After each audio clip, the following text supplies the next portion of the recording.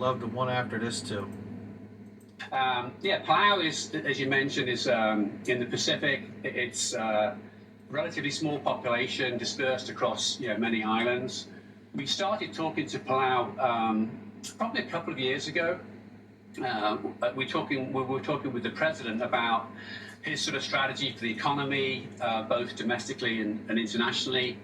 And then this concept of a national currency came up. So to give you a bit of context, Palau is a independent republic. It uses the US dollar as its official currency.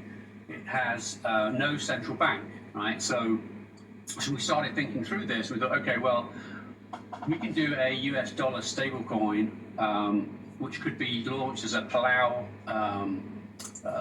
branded currency, if you like.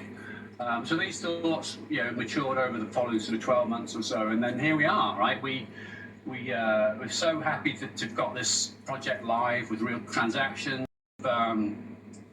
Things have developed over those months. We have the basic first use case is really a retail stablecoin. So in this pilot, a number of government employees receive the PSC, the stablecoin, and they're able to go and buy things in a select number of the large retailers in the country. And then the retailers can then redeem that back into fiat in their bank if they choose to do that. That's all happening on the public XRP ledger.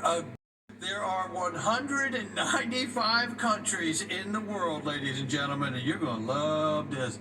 James says 5 announced, 5 not announced, and he says actually in a similar amount not announced. Conversations with 20 more.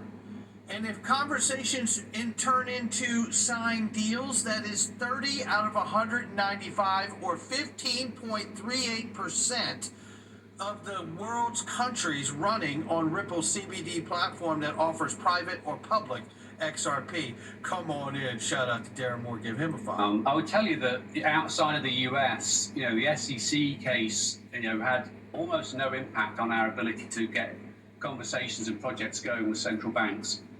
I know here in the US, we focus a lot on the US, that's what you'd expect, but the reality is that the rest of the world does not see things the same way. I think it's been clear for a while that countries like the UK and Switzerland and Japan have been very clear that XRP is not a security.